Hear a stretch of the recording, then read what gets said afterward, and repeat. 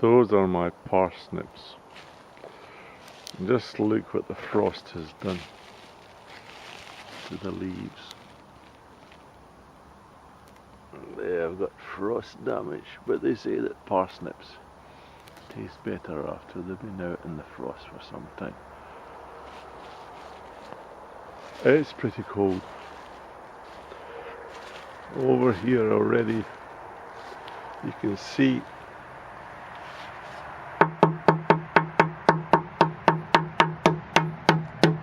there's a good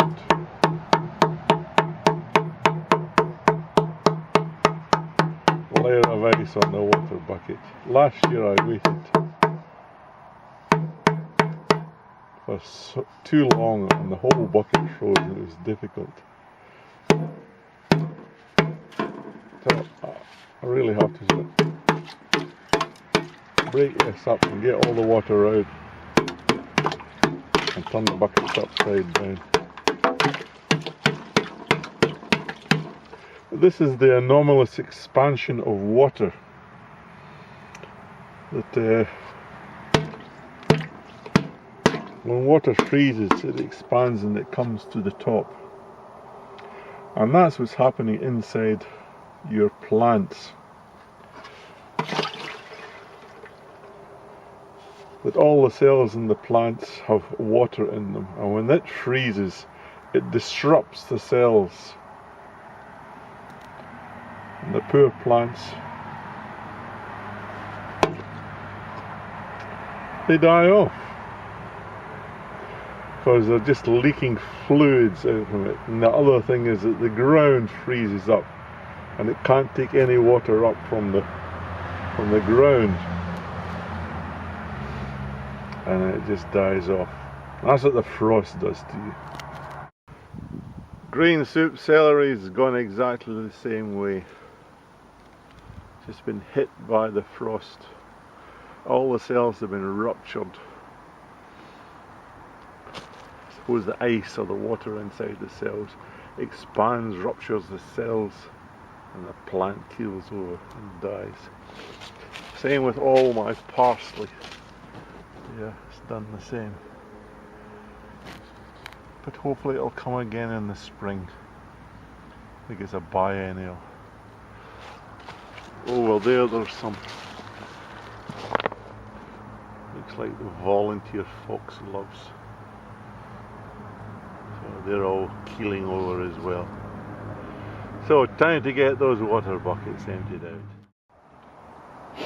I've dug up all these foxgloves and I'm going to plant them in some waste ground. Don't tell anybody! It's guerrilla gardening. And I've limed down the African keyhole garden. That's my Citrona melissa there, which is almost dead now. But I think when I looked down in there were new bits coming, so that'll come up next year. Compost is completely filled up. Put some bread on there for the birds, magpies. They like that. And over here, this is a very special lime coriander, and I want to collect the seeds from it because it's a very special coriander. Lovely to taste. So what I've got is a big paper bag here, and I just put the heads, cut the heads off, put them in there. Now I'll give it a good shake and collect all the seeds in there.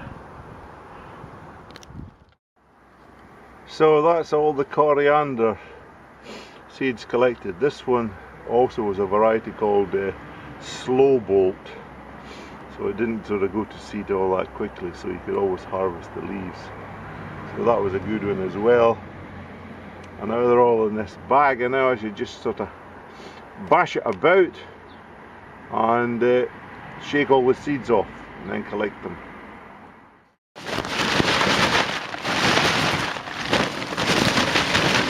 Look at this seed! Very awesome! Yahoo! Seed coriander! coriander seeds. Woohoo! How many have we got? Oh, let's see, huh? That's a good haul. Coriander seeds. There's still some more on it, so we'll give it another little bashing and then collect the seeds. That's good. So that's quite a haul of coriander seeds just from that plant there, or a few plants. So there's enough seeds there to take over the world, I think. If I planted all these or someone planted them, the world would belong to the coriander plant. So there they are, the little beauties. A ton of them. And coriander from my own garden. Lovely.